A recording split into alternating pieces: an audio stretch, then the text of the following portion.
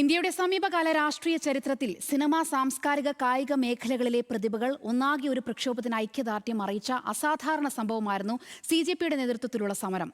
ഏതെങ്കിലും ഒരു രാഷ്ട്രീയ വിഷയത്തിൽ പരസ്യ അഭിപ്രായ പ്രകടനം നടത്താത്തവർ പോലും ജന്തർ മന്ദറിൽ നടന്ന വിദ്യാർത്ഥി സമരത്തിനൊപ്പം നിന്നു. ജനങ്ങളുടെ മനസ്സിലിടം പിടിച്ച വിവിധ മേഖലകളിലെ പ്രമുഖർ വിദ്യാർത്ഥി പ്രക്ഷോഭത്തിനൊപ്പം അണിനിരുന്നതോടെ CJP സമരത്തിന് അഭൂതപൂർവമായ പിന്തുണയാണ് ലഭിച്ചത്.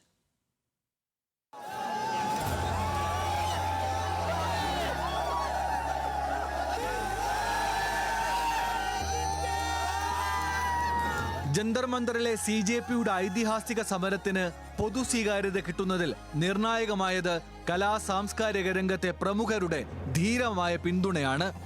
ഭയത്തിന്റെ പൊതുബോധം ഭരിക്കുന്നുവെന്ന വിവക്ഷിക്കപ്പെട്ട കാലത്താണ് സിനിമ, ക്രിക്കറ്റ് താരങ്ങൾ CJPക്കായി അണിനിരുന്നത്.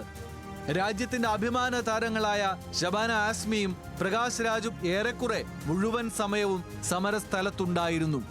സൽമാൻ ഖാൻ ട്വിറ്ററിലൂടെ വിദ്യാർത്ഥികൾക്ക് പിന്തുണ പ്രഖ്യാപിച്ചത് സമരോർജമേകി.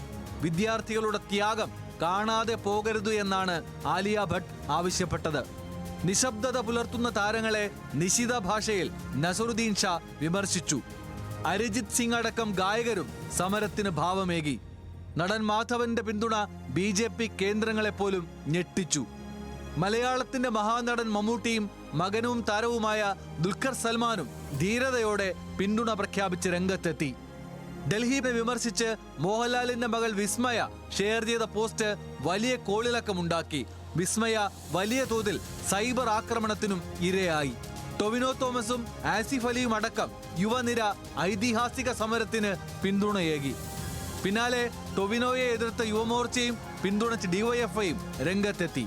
നടിമാരായ ഭാവനയും നസ്രിയ നസീമും പലവട്ടം ഐക്യദാർഢ്യ പോസ്റ്റിട്ടു. റാപ്പർ വേടൻ കേസിൽ അകപ്പെട്ടിട്ടും തെരുവിൽ നിന്ന് പിൻവലിഞ്ഞില്ല.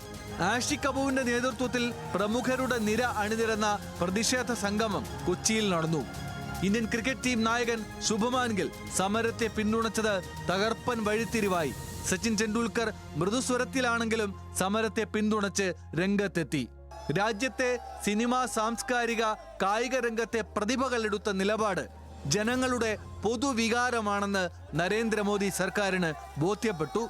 ഇതോടെയാണ് ദുർവാശി വെടിയാൻ സർക്കാർ നിർബന്ധിതമായത്. News desk, news Malayalam.